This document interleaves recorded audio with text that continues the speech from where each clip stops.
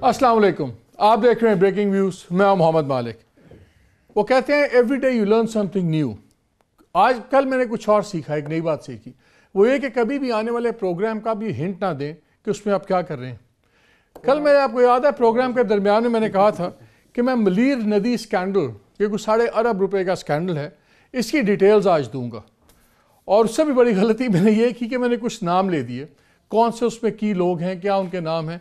और यकीन माने I have been inundated by calls, और आज इंसान हैरान रह जाता है कि जो ये नेटवर्क के अंदर लोग होते हैं इनके ताल्लुकात कितने होते हैं और इनको किस तरह पता होता है कौन सा आपका दोस्त है, कौन आपका दोस्त नहीं है। और बड़े बड़े अच्छे लोग भी बड़े बड़े बुरे लोगों की सिफारिशें करते हैं।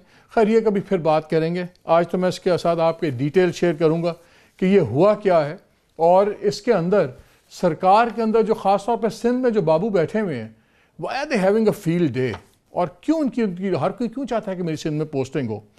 इसके अलावा कल जो अकाउंटेबिलिटी जार हैं अब गवर्नमेंट के जो फॉरेन एसेट्स वगैरह के लिए, बैरिस्टर शहजाद, उन्होंने एक प्रेस कॉन्फ्रेंस की इंफॉर्मेशन एडवाइज़र के साथ, जिसमें उन्होंने 4 और केसेस का बात किया। उन्होंने बताया कि एक नई जायदाद भी जो लेट बेगम कुलसूम के नाम पे थी और अब उनके बेटे के नाम पे थी, फिर बिक गई, उसकी भी बात की। प्लेन राइट्स की बात की। उनका कि हम 4 नए केसेस नैब पे भेज रहे हैं।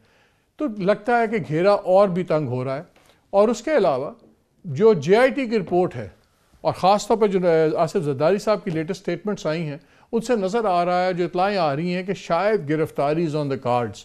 तो नवाज शरीफ की फैमिली की सियासत आने वाले दिनों में क्या हो रही है, ये पीपल्स पार्टी का क्या बनेगा आगे। और एक चीज़ before I introduce my guest, मैं वो उस पर भी आपको क्लियर कर दूँ। मैं भी क्लियर करूँगा। हमने 2 दिन पहले एक प्रोग्राम किया था, तो उसमें हम ये डिस्कस कर रहे थे कि इतनी अनहोनी बात क्या होगी कि सुप्रीम कोर्ट ने एक लार्जर बेंच बना दिया बेल एप्लीकेशन सुनने के लिए। उस पर मैं वाजे करूँगा कि वो लार्जर बेंच जो है वो क्यों बना है। ये सिर्फ इसलिए नहीं बना कि नवाज शरीफ साहब की बेल थी जो डिस्कस होनी थी कि एक्स प्राइम मिनिस्टर की। उसमें 2-3 बहुत इंपॉर्टेंट पॉइंट हैं जो उसमें डिस्कस होंगे, उस पर भी हम बात करेंगे। मेरे आज के जो गेस्ट्स हैं, Kashif Abbasi, thank you very much for being here. Irshad Bhatti साहब, बहुत शुक्रिया आपका। लाहौर से हमारे एक और सीनियर दोस्त, कुलीग, एंकर, और जो किसी तारुफ के मोहताज नहीं है। बाकी पता नहीं कितनी गलती मोहताज है। नहीं, सिर्फ ताहिर मलिक साहब हमें लाहौर से ज्वाइन कर रहे हैं। पहले if you guys allow me, मैं थोड़ा सा ये केस बता दूं। मैं इसको नाज़रीन, ये केस 2011-12 में अप्रूवल हुआ था। ये इसमें 3 चार्जेस थे और ये अब नैब की इंक्वायरी स्टेज पे है। और इतना प्रेशर डाला जा रहा है फॉर द क्वार्टर्स कि किसी तरह ये जौन सा है ये नैब की इंक्वायरी रुक जाए और ये केस रेफरेंस में तब्दील ना हो। इसमें नाम किसके आ रहे हैं? इसमें नाम आता है टप्पी साहब, हमारे जो प्रेसिडेंट जरदारी के भाई थे, फॉर्मर चीफ सेक्रेटरीज हैं इसमें इन्वॉल्व। इसमें कमिश्नर लेवल के लोग हैं, वो मैं सारे भी आपसे डिस्कस करूंगा। और साथ ही उस वक्त जो मिनिस्टर फाइनेंस थे वो आज चीफ मिनिस्टर सिंध भी हैं। केस था मलीर नदी जौन सी है उसका बेड, रिवर बेड को क्या कहते हैं? रिवर बेड जो मेन किनारा नहीं है, पूरा दरमियान के एरिया भी साथ आ जाता है, पूरा साइड पे आ जाता है। उसको अलॉट कर दिया गया, फ्रेश अलॉटमेंट्स दे दी गई अपनी मर्जी के बिल्डर्स को। और साथ ही उसके अंदर कोई एक्सचेंज भी किया गया, पुरानी दूसरी जगह से ज़मीनें उसमें अगेंस्ट कि यहाँ की ज़मीन के अगेंस्ट पहले अलॉट करके दूसरी जगह एलोकेट कर दी गई। ये सैकड़ों कनाल की बात है और इसकी जो मिनिमम वैल्यू लगाई गई है वो तकरीबन 8.5 अरब रुपए का ये स्कैंडल है। जो आप लोग कह रहे हैं वो ये कह रहे हैं जी वो तो अलॉटमेंट्स हमने बाद में कैंसिल कर दी। हुआ ये कि पहले अलॉटमेंट्स हो गई, पैसे जो लोगों ने पकड़ने थे पकड़ लिए। बाद में जब ये केस निकल गया और नैब की नोटिस में आ गया और इस पर अनऑफिशियली प्रोबिंग शुरू हुई, तो फिर अलॉटमेंट्स कैंसिल कर दी गई क्योंकि पता था कि अब नैब में होगा। लेकिन तब तक बहुत सी चीज़ें नैब के हाथ लग गई हुई। इसमें मलीर का प्रोटेक्टिव बंद नॉर्थ साइड का, उसकी भी रीलाइनमेंट हुई। फिर ये मलीर लिवर के जो है वो उसके अंदर अलॉटमेंट सारी हुई। ये जो इट इज़ वेरी इंटरेस्टिंग, जो कानून है, कानून में आप किसी तरीके से ये रिवर बेड अलॉट नहीं कर सकते। एक शेक है बहरहाल कानून में कि अगर कोई दरिया कुदरती या अदरवाइज सूख जाए तो तब उसके लैंड की बन सकती, मगर उसमें लॉ बड़ा क्लियरली कहता है अगर ये हज़ारों एकर्स आपके निकल रहे हों, अगर हज़ारों एकड़ों से कम चीज़ है तो आप वो लैंड भी रिक्लेम लैंड को इस तरह नहीं दे सकते, लेकिन इसमें सारा हुआ। इसमें कौन कौन इन्वॉल्व था, इंटरेस्टिंग ये लिस्ट है। इसमें ओवैस मुजफ्फर टप्पी साहब जो उसके मिनिस्टर थे लोकल बॉडीज़ के। फिर इसमें राजा मोहम्मद अब्बास साहब एक्स चीफ सेक्रेटरी सिंध, उनका नाम है। आफ्ताब हसन हुसैन साहब, गुलाम मुस्तफ़ा फुल साहब, ये एक्स सेक्रेटरी लैंड यूटिलाइजेशन है। ये शख्स वो है जिन्होंने शुरू किया था, पूरी फाइल इन्होंने निकाली थी। ये इस वक्त एक और लैंड यूटिलाइजेशन केस में जेर हिरासत है नैब में, और उसके अलावा 3-4 और केसेस में भी इनका नाम है। ये पुराने खिलाड़ी हैं। फिर है मोहम्मद अली शेख साहब, ये भी फ्रंट मैन जाती। फिर समीउद्दीन सिद्दीकी साहब हैं, ये तब डिस्ट्रिक्ट कमिश्नर जो से थे, ये ईस्ट के थे। फिर आपके पास काजी जान मोहम्मद, डिप्टी कमिश्नर मलिक। और पूरा जोर लग रहा है इस वक्त, इस स्टोरी को हम फॉलो भी करेंगे। और नैब पे अब जोर ये है कि इस इंक्वायरी को यहीं पे बंद कर दिया जाए नैब सिंध के ऊपर, और इसको किसी कीमत पे रेफरेंस ना बनने दिया जाए, क्योंकि चीफ मिनिस्टर खुद जो सब फाइनेंस मिनिस्टर थे, इस वक्त वो चीफ मिनिस्टर हैं।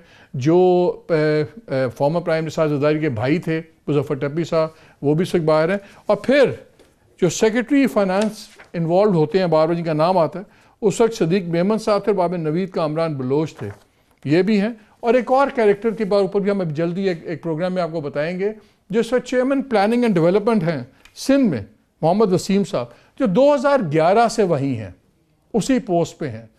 और पीएनडी की जो अप्रूवल्स हैं और बहुत चीज़ों में वो बहुत बड़े बड़े स्कैंडल्स वहाँ पे रुकते हैं, उनके बारे में हम प्रोग्राम करेंगे। और सिंध की ये है हालत इस वक्त।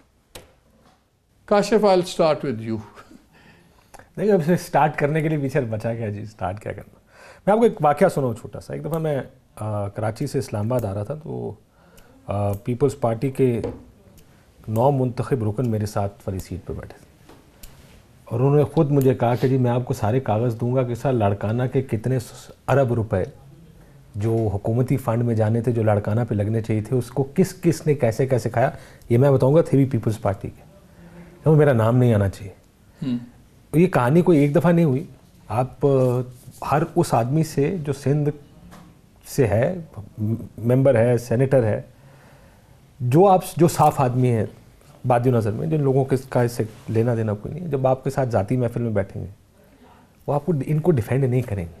अब टीवी पर करना ज़रूरी मजबूरी है बहुत से सियासतदानों को, ज़ाती महफिलों में डिफेंड नहीं करते। उनको भी इस बात का एहसास है कि सिंध में हो क्या रहा है, कौन कर रहा है, इसके बारे में भी सब जानते हैं। अगर आपके बहुत ज़्यादा करीब होंगे तो 2-3 ये नाम बड़े बड़े ले लेंगे रिश्तेदारों के, कौन क्या करता है, वो आपको नाम भी सुनने को मिलेंगे। बड़ी अनफॉर्चुनेट बात है। मैं एक दफ़ा सीएम साहब का इंटरव्यू कर रहा था पिछली हुकूमत के आखिर में। कौन सा वाले सीएम का? मुराद अली शाह साहब। अच्छा, इन्हीं का। एक ब्यूरोक्रेट जिन्होंने प्ली बार्गेन की थी नैब से, और उनको दोबारा एक बड़ी लुक्रेटिव पोजीशन पे लगा दिया गया। मैं कहा सर, जिस आदमी ने पहले पैसे खाए, उस पर कोर्ट की रूलिंग है कि उन्होंने माना कि मैंने पैसे खाए, पैसे स्टेट को वापस किए, और आपने उसको दोबारा उस पोजीशन पे लगा दिया, या उस पोजीशन में जो बड़ी लुक्रेटिव पोजीशन है जिसपे स्टेट का पैसा। Do you remember the name? कौन सा? I don't remember. मेरे पास नोटिफिकेशन वगैरह सारे उस टाइम। उनका जवाब मुझे याद है, बड़ा इंटरेस्टिंग था कि जब आपका कानून अलाउ करता है तो फिर कि कानून ये अलाउ करता है कि अगर आपने प्ली बार्गेन कर ली तो आप साफ हैं, धुल गए, तो आप धुल गए, आपको किसी जगह लगाया जा सकता है। ये ट्रेजेडी है इस मुल्क की, जिसमें अगर किसी पर इल्ज़ाम लगेगा सियासतदान पर, पूरी पार्टी, चाहे वो आदमी खुद मुलव्वस है किसी करप्शन केस में या नहीं मुलव्वस, ये उनकी जिम्मेदारी है, ये उनके काम की मजबूरी और ज़रूरत है। अगले टिकट की इस बात पे डिपेंड करता है कि वो मिन हैसुल कौम आके लोगों को डिफेंड करें टीम में।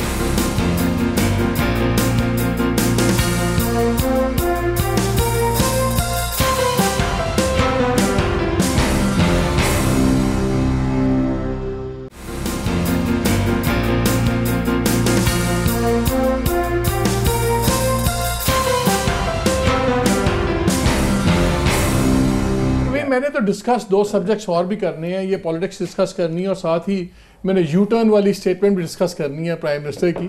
लेकिन भट्टी साहब एक चीज़ तो बताएं, मुझे एक चीज़ बड़ी इंटरेस्टिंग लगी। मुझे बहुत टेलीफोन आए, यकीन माने मुझे बड़ी स्टोरीज पे मेरे टेलीफोन आते हैं, इतने फ़ोन मुझे ज़िंदगी में नहीं आए। और एक जुमला बड़ा मज़ेदार होता था, जो ज़्यादा सिफारशी थे सारे। जी, ये हमारा दोस्त है, यारां दा बड़ा यार है, चंगा बंदा है, ते बस ऐ करो। ये यारां दा यार क्या होता है? और ये ਤੁਹਾਨੂੰ ਕਹਿ ਰਿਹਾ ਹੋਏਗਾ ਯਾਰਾਂ ਦਾ ਯਾਰ ਹੈਗਾ, ਅਗਰ ਤੁਸੀਂ ਜਾਣਦੇ ਹੋ ਕਿ तो हो सकता है ਤੁਹਾਨੂੰ भी कोई फायदा हो जाए। It is quite possible. क्या गल कर रहे हो? ये क्या कॉन्सेप्ट है? अगर यही हमारा, हम कहते हैं चेंज आ जाए, सब कुछ आ जाए, एंड बिहाइंड द सीन्स बड़े बड़े अच्छे, और उनसे कुछ ऐसे लोग हैं जिन्होंने सिफारिश की जो जेन्युइनली मुझे पता है ऑनेस्ट लोग हैं, उन्होंने नहीं माल बनाया हुआ, वो भी अगर किस कंपल्शन के तहत सिफारिश करते हैं? पहली बात तो शुक्रिया सर, वक्फे से पहले टाइम दिया। वक्फे से पहले टाइम दिया। दूसरी बात है कि यू टर्न का आपने कहा, तो यू टर्न से शुरू करता हूँ। दीवार क्या गिरी मेरे कच्चे मकान की, शायर से माजरत के साथ, दीवार क्या गिरी मेरे कच्चे मकान, दीवार क्या गिरी मेरे कच्चे मकान, नहीं बड़े ढेर सारे हैं। दीवार क्या गिरी मेरे कच्चे मकान की, लोगों ने मेरे सेन में यू टर्न बना लिए। दूसरी बात कि करनी तो ताज़ियत चाहिए, लेकिन आज काशिफ साहब की वेडिंग एनिवर्सरी है, तो महर भाभी को और इनको बहुत बहुत मुबारक। इनके बच्चे मैंने देखे बड़े क्यूट हैं, और ये बच्चे क्यूट ना होते तो मुबारक नहीं, शायद वजह मेरे साथ क्या करें, मैं तो इनको वो जो बाकी स्टोरी भाभी सुना चुकी हैं कि कैसे ये मेरे साथ बंधे हुए हैं, वरना इनका तो बस नहीं चलता। तीसरी बात है कि हजूर तरक्की देखनी है तो सिंध आ जाओ। हजूर मैंने याद आता है, मैं पहली चीज आता हजूर ये है वो जरा जिनसे तरक्की देखनी, हजूर तरक्की देखनी है तो सिंध आ जाए, सिंध आ जाए। तरक्की खुर्शीद शाह साहब ने बड़ा देखा, ये तरक्कियां हैं खुदा की कसम। मैं तो अब ये नया पाकिस्तान, ये पुराने पाकिस्तान का मैंने तो पहले भी कहा था, ये घाना में लगता है क्योंकि जज़ायर है, जजीरा है, जहाँ सब कुछ ही पता नहीं क्या हो रहा है। यानी आप अंदाज़ा करेंगे कि सिर्फ एक साल में 272 अरब के घपले हुए थे। मैंने काशिफ साहब के शो में एक दिन बताया, ये 272 अरब के घपले ऑडिटर जनरल ने किए थे एक साल में। स्कूल बने नहीं, फर्नीचर खरीद लिया गया, गंदम जो खरीदी वो बाद में बोरियों से रेत निकली, कोई महकमा 15 अरब का नहीं खर्चा दे सका, हिसाब दे सका, कोई 14 अरब का, कोई 12 अरब का, कोई 8 अरब का, कोई 7 अरब का, कोई फराना अरब का, किसी को बगैर टेंडर के दे दिए, किसी को कुछ कर दी।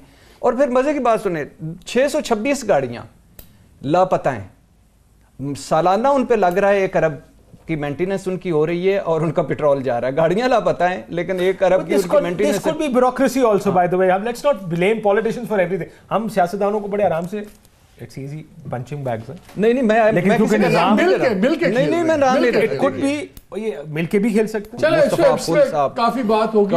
मैं तो ये है कि मेरी इत्तला ये है कि चेयरमैन नैब को भी अप्रोच किया जा रहा है। नहीं चेयरमैन नैब मेरा ख्याल है, नहीं मेरा बड़ा बिलीव है इस चेयरमैन नैब के बारे में, ये करेंगे, ये नहीं छोड़ेंगे। ये इस मुल्क का मसला क्या रहा है मालिक साहब, ये तो खैर इसलिए मसाइल यहाँ तक आ गए हैं कि पहली दफा नहीं, और ये नहीं कि किसी को पता नहीं था। The collusion was at the level of NAB also. ये नैब के लेवल पर भी उस दिन मुझे डीजी साहब बताए थे, पंजाब वाले जो थे, उन्होंने कहा कि हमें केस ही नहीं करने देते, केस खोलने को नहीं देते। वो डिप्टी चेयरमैन नैब जो रिटायर हो गए, क्या नाम था उनका, ताजवर साहब, वो जो कारनामे करके आए नादरा के अंदर, जहाँ पे कुर्बानी के बकरे भी उनके खाते में थे और सारे के थे, वो आगे याद करते रहे। मुझे याद है बैरिया का केस चल रहा था, और जब कोर्ट ने ये रेफरेंस की बात हुई और इंक्वायरी सुप्रीम कोर्ट ने कर दी, ताजवर साहब वाज द वन जिन्होंने उस वक्त के डीजी नैब सिंध में पूरा उसको अप्रोच करके और कहा कि इस केस को लटकाओ 2.5-3 महीने, जब तक ये चीफ जस्टिस साहब रिटायर नहीं होते। घर का ड्राई फ्रूट, डिप्टी चेयरमैन तो ये काम कर रहा था। घर का ड्राई फ्रूट, उमरा, हजाम के बच्चों के टॉयज, कपड़े, वो भी सरकारी खर्चे में नादरा में, मोबाइल फोन्स और सब्जियां और बाकी सारा फ्रूट, और कोसार मार्केट जिंदाबाद। वही बात है ना। चले मैं जरा इसी उम्मीद के साथ कि हम इस केस को तो खैर फॉलो करेंगे, definitely I will be on top of it. मैं देखना ये है कि अब जो चेयरमैन नैब हैं, क्या वो प्रेशर्स बर्दाश्त कर लेंगे जो दाएं बाएं से वेस्टेड इंटरेस्ट कर रहे हैं कि किसी तरह ये इंक्वायरी रुक जाए। बल्कि मेरा तो ख्याल है कि फ्रैंकली सिंध के अंदर भी और पंजाब में भी कम से कम पिछले 3 चीफ सेक्रेटरी की इंक्वायरीज हो जाती हैं। अच्छा, नैब का एक मिनट नैब की सुन लीजिए। इमरान खान साहब से चेयरमैन नैब मिलते हैं, वो कहते हैं कि वो कहते हैं कि बताएं मैं क्या कर सकता हूँ। वो कहते हैं कि 1 अरब 10 करोड़ रुपया मेरा रुका हुआ है, ये फंड्स का, वो फंड्स दे, वो कहते हैं 1 हफ्ते में दे देते हैं। फंड्स नहीं मिले, आज वजारत ख़जाना ने भेज दिया फंड्स में। क्यों नहीं मिले? क्योंकि LNG टर्मिनल की इंक्वायरी हो रही है, असद उमर साहब CEO थे, उनका नाम था। और वो दबाव डाल रहे हैं कि मेरा नाम निकालें। असद उमर कब सीईओ था भाई? एलएनजी का टर्मिनल कभी गया भाई? दूसरा पहले वाला एलएनजी टर्मिनल। अच्छा दूसरा आरिफ साहब सेक्रेटरी एलएनजी, उसको तो छोड़े हुए भी मैं हालांकि 8-10 साल खजाना है। आरिफ साहब सेक्रेटरी खजाना है। ये जब नेशनल पुलिस फाउंडेशन के बोर्ड ऑफ गवर्नर्स के चेयरमैन थे, इन्होंने खुद ही शोधा फंड से अपने आप को प्लाट कर लिया, वो भी इंक्वायरी चल रही है। तो वो यानी क्या करेगा अब? नैब ने 75,000 रुपए के ख्वाजा बरादरान के खिलाफ वकील एक जुमला नैब ने नहीं सुनी। 75,000 रुपए में ख्वाजा बरादरान साद रफीक और उनके खिलाफ वकील खड़ा किया, जो उनके साथ मिल गया। अब शोकाज नोटिस दिया हुआ है, पैसे नहीं है कि वो अच्छे वकील है। सर ब्यूरोक्रेसी का हाल ये है। फिर ब्रेक लूंगा नाज़रीन, ब्रेक के बाद आके पंजाब की पॉलिटिक्स से बात करेंगे, जो नए केसेस खोले हैं करप्ट। आज का तो मंत्र करप्शन का प्रोग्राम का, लेकिन एक शेयर कर दूं, 2 दिन पहले जब ये वकला गर्दी हुई और बदमाशी हुई फैसलाबाद में तमाम वकीलों ने, तो एक वकील 2-3 घुस गए, सेक्रेटरी फैसलाबाद बार एसोसिएशन, उनके साथ एक और वकील लियाकत मियाँ लियाकत के क्या, जाकर उन्होंने डीसी को भी उठा लिया कुर्सी से, ज़बरदस्ती सारा सीन हुआ। तो मैं सोच रहा था तब पंजाब की ब्यूरोक्रेसी ना खड़ी हुई ना एहतजाज किया जब कड़ा होना चाहिए था। और जब आज चीमा साहब अंदर हुए थे और फवाद अंदर हुए थे, तब सारी ब्यूरोक्रेसी ने जनाब हड़तालें कर दी, सब कुछ कर दी। पंजाब जो ब्यूरोक्रेट करप्शन के अंदर होता है। बात की है कि कोर्ट की तरफ से नोटिस हो गया इन वाक़यात। हाँ, लेकिन एक चीज आप ये देखें कि सबसे ज्यादा ताल्लुक और दोस्तियां और जिनके लिए लोग खड़े होते हैं वो करप्ट तरीन ब्यूरोक्रेट्स होते हैं। आप पूछे ना, वो कोर्ट की तरफ से नोटिस हुआ है, कोई नहीं, ऐसे ही मार रहे हैं शादी वाली सालगिरह वाले दिन पे। चलिए ब्रेक लेते हैं। अभी आपने देखिए वीडियो जो वकीलों ने इंटरचेंज पे किया, वीडियो बड़ी वायरल हुई आज की। हाँ, वो देखा आज बदमाश बने हुए हैं और जिनको रोकना चाहिए, जिधर छापे लगने चाहिए उधर मार दे। और खैर उनको आगे से मार भी पड़ी है, चंगा की तान है और लत्तर मारने चाहिए। और वजह पता क्या थी? वजह ये थी वो 3-4 थे, उनका ख्याल था कि वो जो पहले ना 25-30 होते ना जगह, या 40-50 होते हैं, और बदमाशी हो जाती है। मोटरवे पे कुमक नहीं पहुंच सकती ना, वो बड़ी दूर थे। जो भी है वो वही थे जो गाड़ी में थे, मुझे भागते दौड़ते नजर आए हैं। ब्रेक से आके बात करेंगे कि जो लेटेस्ट केसेस चल रहे हैं सारे, वो कहाँ पे लेके जा रहे हैं शरीफ खानदान की सियासत। और मलिक साहब से ही पूछेंगे लाहौर में बैठे हुए कि एक जो पुरस्कार खामोशी है मियाँ साहब की, मरियम की, उसकी वजह क्या है। हमारे साथ रहिएगा।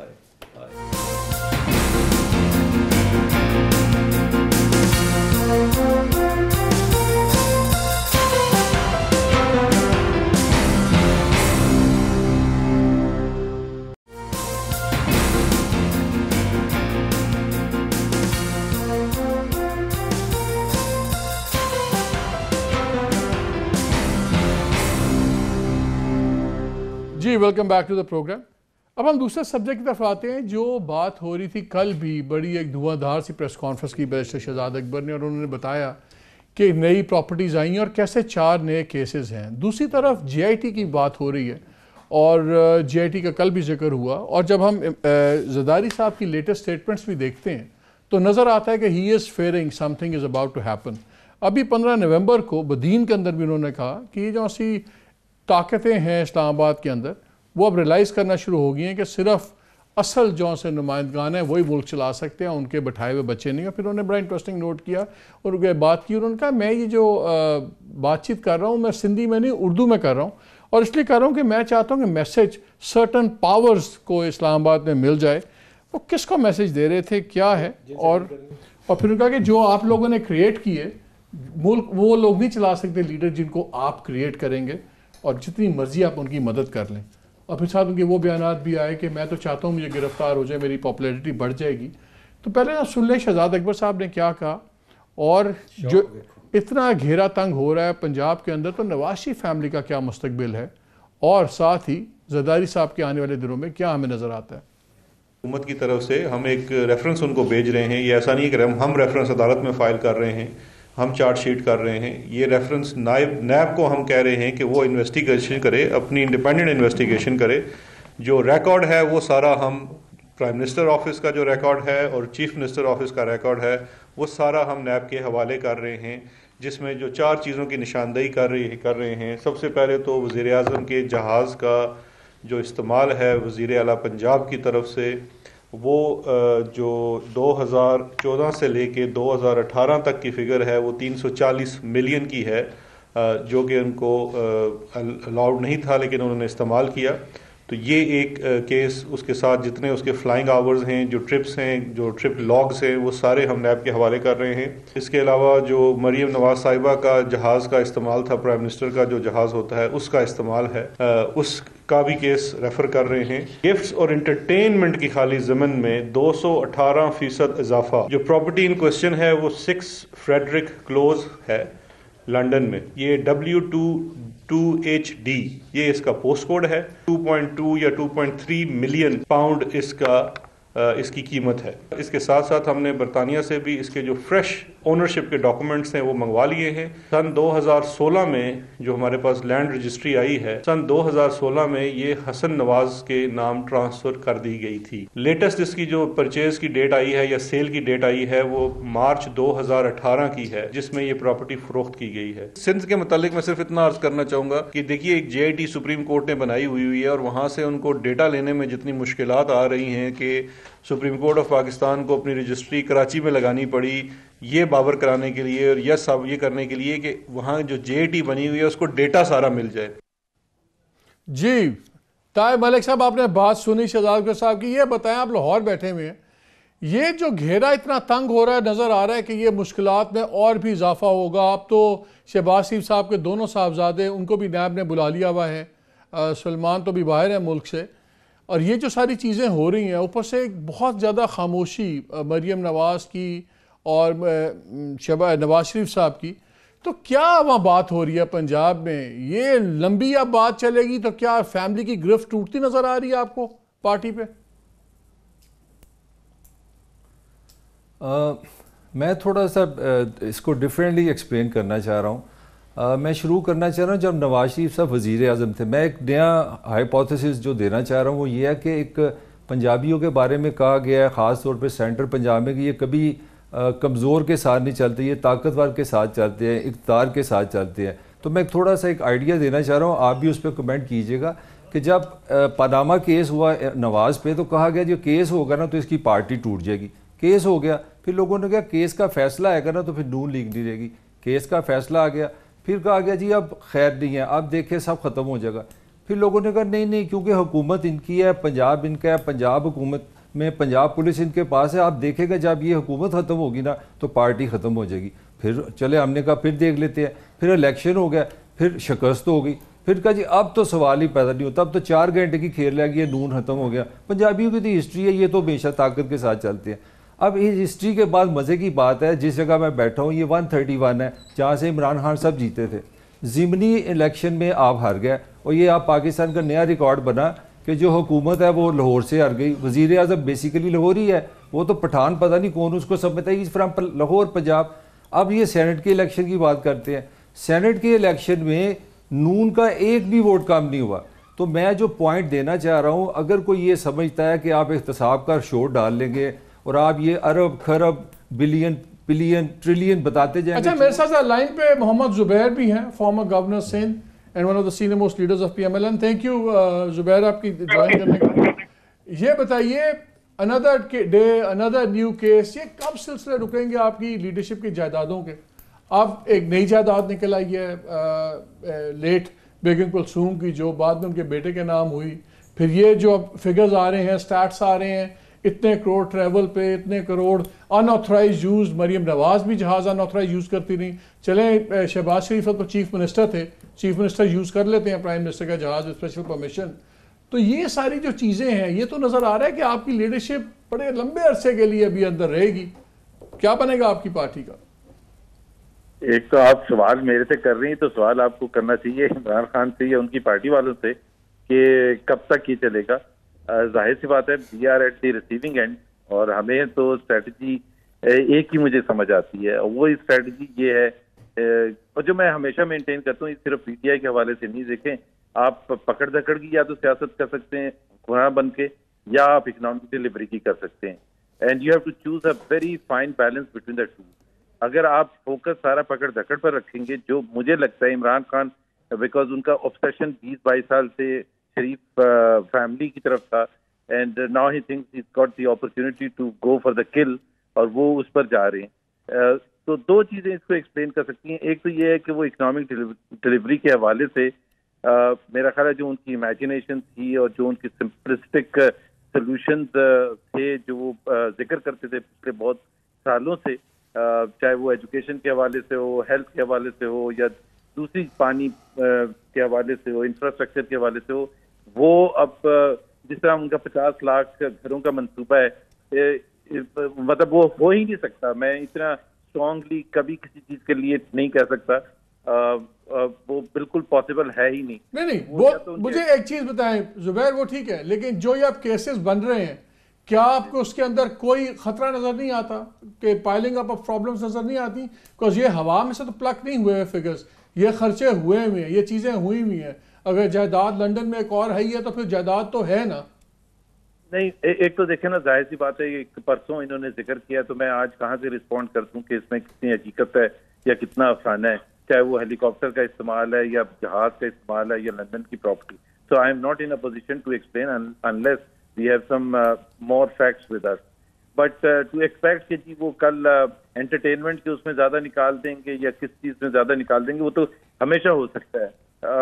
उसमें आप ना हम रोक सकते हैं वो किस हद तक जाएंगे शरीफ फैमिली के लिए।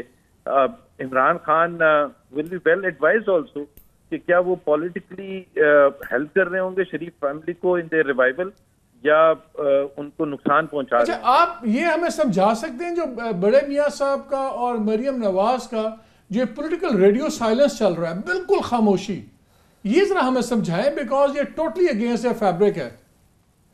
टोटली अगेंस्ट ए फैब्रिक इस वजह से लग रहा है because I think there is a pre election period and a post election period, और प्री इलेक्शन का एक माहौल अलग था, उसमें जाहिर सी बात है हमें सब कुछ एफर्ट करने इंक्लूडिंग मरियम नवाज को मैदान में ला के और मियां नवाज शरीफ को in trying to win the election.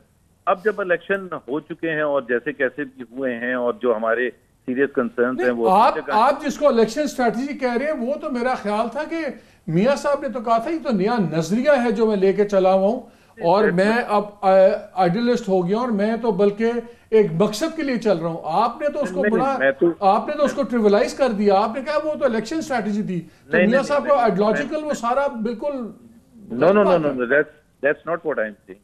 एक इलेक्शन में जब जाते हैं आपको एक मौका मिला था अपनी जो आइडियोलॉजी थी और जो कि जिसने एक नया जन्म दिया था 28 जुलाई के बाद 2017 के बाद, तो एक आपके पास एक बहुत अच्छा एक अपील करने के लिए एक कॉन्सेप्ट था जो आप आवाम के पास लेके गए थे। मैं तो सिर्फ ये कह रहा था कि इलेक्शन जब खत्म हो गए हैं और इलेक्शन खत्म होने के बाद कोई भी नहीं चाहता, ना आप में से कोई चाहता है कि हम धक्का थोड़ा और दें और इमरान खान की हुकूमत गिर जाए। और दूसरी बात मैं मरियम के हवाले से सिर्फ ये बता दूं, मरियम के हवाले से उनकी रीलॉन्च जो है वो उस वक्त होगी जब वक्त होगा।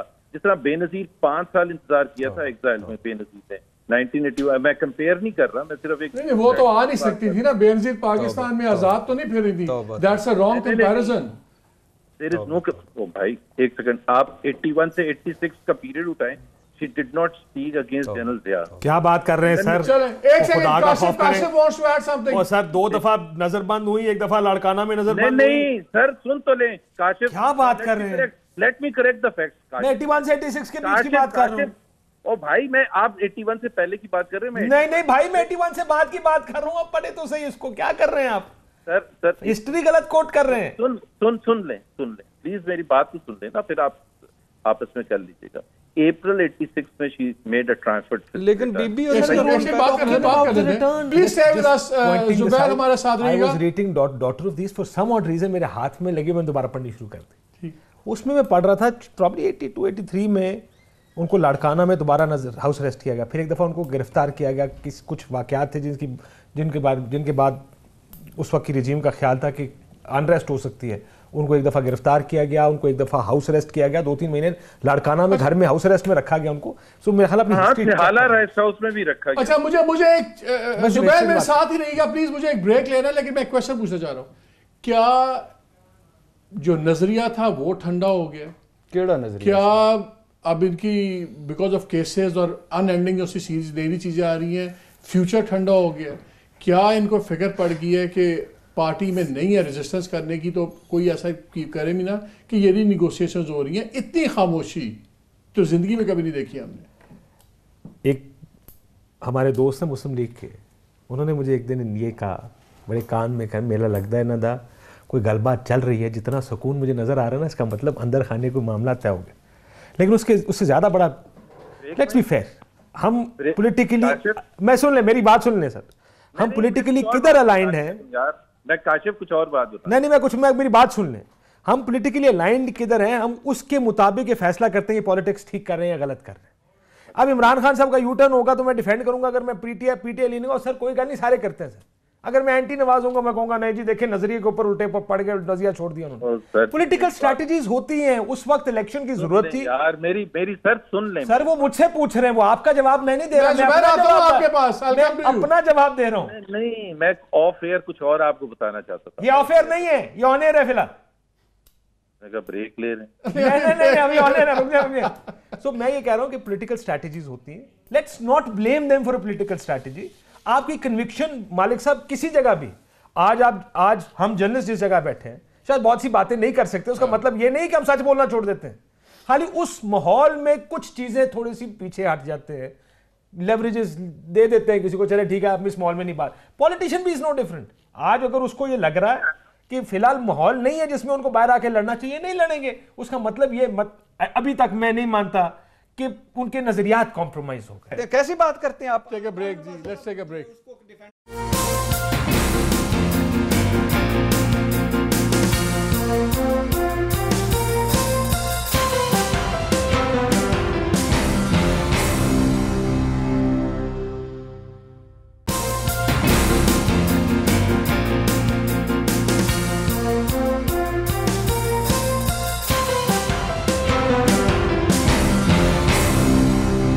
Welcome back to the show. Break में मिनते करके मैंने बहस बंद करवाई है, बड़ी मुश्किल से हाथ जोड़ के मेरे दो फिक्रे रह गए थे। बस कर दो भाई साहब, नहीं उठा जाओ। मैं ताहिर मलिक साहब बड़ी देर से समझ में आ।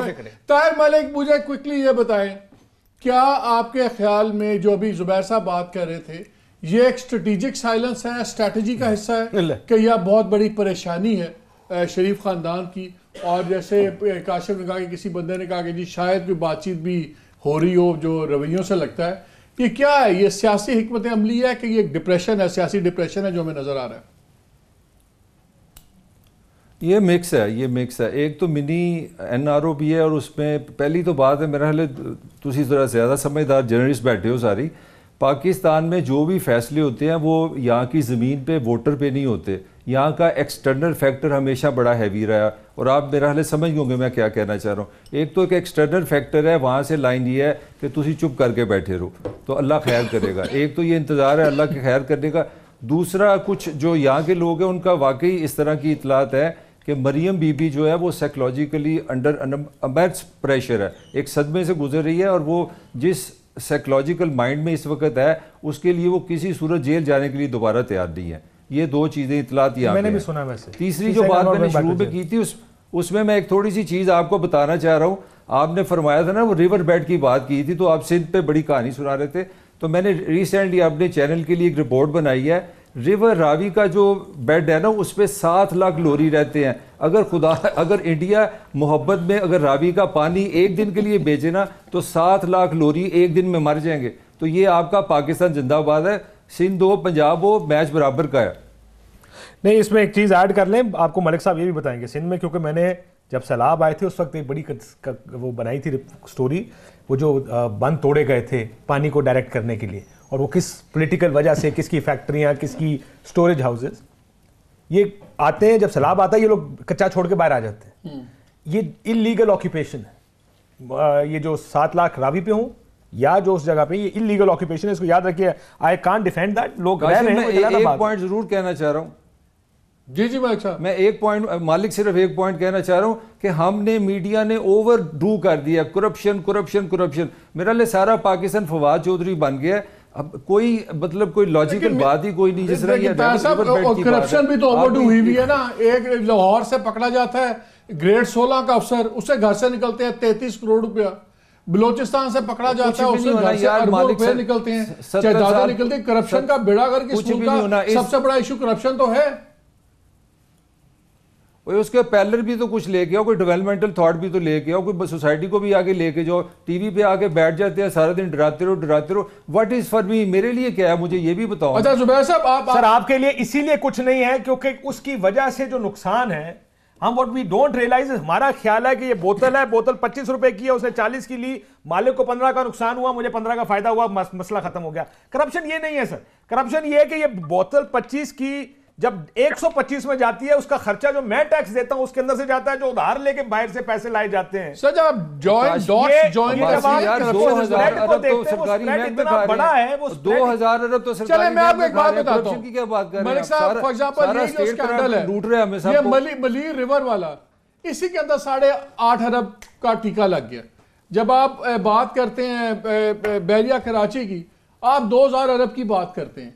आप स्कैंडल्स का खेल तो देखिए, जब इतने सैकड़ों हजारों अरब अंदर से निकल जाए सिस्टम के अंदर से करप्शन में, तो आम आदमी के लिए खाक बचना है, कहां से उसको पैसे लगेंगे, कहां से ये चीजें आएंगी। एनीवे, और आप तो डिप्रेस कर रहे हैं करप्शन का शोर डाल के, इसका नैरेट, इसको हल भी देना, सोल्यूशन सर हल है, फड़ो तो अंदर करो, और कोई हल नहीं है। 4 सजाएं हो जाएंगी सर, हल कोई दबे ते जमहूरियत खतरे च पै जांदी है। जुबैर साहब स्टिल विद अस? नहीं, जमहूरियत को छोड़ो। जुबैर ये बताएं, आप कराची में हैं, ये जो टीवी पे आके तकरीरें फरमाते रहना आई हैं, और ये जो सारा अनवर मजीद का चल रहा है, आप लोगों को तब इंक्वायरीज भी थी, आप लोग बस इंफॉर्मेशन भी थी, आपको क्या नजर आ रहा है कि जो कुछ लोगों का ख्याल ये है कि शहबाज शरीफ को इसलिए अंदर रखा हुआ है और तब तक किसी तरह बाहर नहीं आने दिया जाएगा जब तक जरदारी साहब भी अंदर ना हो जाए। और मुझे तो आज से 1.5 महीना पहले किसी ने कहा कि आप देखेंगे मार्च तक जरूर शहबाज शरीफ साहब अंदर रहेंगे और फरवरी के अंदर कहीं शायद जरदारी साहब की कोई बात हो जाए। मैं बिल्कुल ये एक थर्ड पर्दे की बात जो आमतौर पर सही कहता है, कौन कोशिश करे वो कोर्ट यार। एक तो काशिफ अब्बासी भट्टी साहब से बाजत के साथ स्ट्रेटजी, पॉलिटिकल स्ट्रेटजी हर एक की अपनी हो सकती है। इट्स नॉट अबाउट राइट और रॉन्ग। तो आप जो कह रहे हैं कि PMLN की ये स्ट्रेटजी का हिस्सा है या नहीं है, it can be a different point of view. आपका पॉइंट ऑफ व्यू, नुक्ता नजर डिफरेंट हो सकता है। हमारा सर जरदारी साहब मैं बता दें quickly, we are running out of time.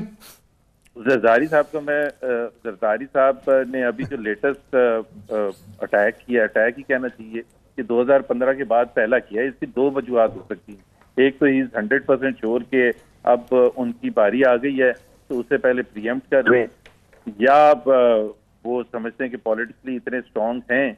और तो पार्लियामेंट के अंदर तो बड़ी मोहब्बतें हैं आपकी और उनकी। नहीं, PTI की इतनी गंदी, देखें PTI की performance is also a factor in everyone else's reaction. अगर हम खामोशी नजर आ रही है हमारे यहाँ, तो वो खुद ही ऑपोजिशन होती क्या है? ऑपोजिशन होती है हुकूमत को नीचे गिराने के लिए। हुकूमत अगर खुद ही नीचे गिर रही है तो हमें इतनी ज्यादा। Thank you. मुझे बिल्कुल 2 मिनट रहेंगे। मैं नाज़रीन बिल्कुल I like to thank all my panelist. बहुत शुक्रिया आपका बड़ी साहब, आपको और आपके जज्बात का। इधर से एक कुर्सी मैंने आपके जज्बात के लिए रखनी है। नहीं, ये इसको पॉलिटिकल ठंडा पानी में रखा है भाईजान, ये पॉलिटिकल स्ट्रेटजी नहीं है पॉलिटिकल स्ट्रेटजी। ये हमारा ये वो यू टर्न है जो 70 सालों से हमें ये बहुत शुक्रिया यू लूटते हैं। मैंने शुरू में एक बेल की बात की थी कि ये जो इंपॉर्टेंट यू टर्न जायज है सारे 12 दिसंबर, एक सेकंड, 12 दिसंबर को, एक सेकंड, 12 दिसंबर को अब ये हेयरिंग है नवाज शरीफ वाले केस की। ये इंपॉर्टेंट क्यों है? ये सिर्फ एक बेल मैटर डिसाइड नहीं होना, इसमें 2-3 बड़े सीरियस क्वेश्चंस ऑफ लॉ हैं, इसलिए लार्जर बेंच आया है। एक तो उसमें यह है कि ये अदालत ने फैसला करना है कि क्या ऐसी मामलात में जहाँ पे स्पेशल कोर्ट्स की पावर्स हैं और नॉर्मल कोर्ट्स को जुरिसडिक्शन से बाहर निकाल दिया गया है, तो क्या उसके अंदर जो अपील है वो सुननी चाहिए हायर कोर्ट्स को, ख़ास तौर पे जहाँ पे जो जुर्म है उस सज़ा को सस्पेंड भी करना पड़े। और दूसरा जो सेक्शन 426 और CRPC का कि क्या कोर्ट्स के पास ये राइट है या होना चाहिए कि वो सेंटेंस को सस्पेंड कर दें। खोसा साहब ने भी अपनी एक जजमेंट में कहा था कि बेहतर है कि आप राइट ऑफ अपील दे दें नैब की अदालत में, ताकि ये हाई कोर्ट्स और सुपीरियर कोर्ट्स इसमें से बाहर निकल जाएं। तो ये 2-3 बड़े इंपॉर्टेंट पॉइंट्स ऑफ लॉ हैं।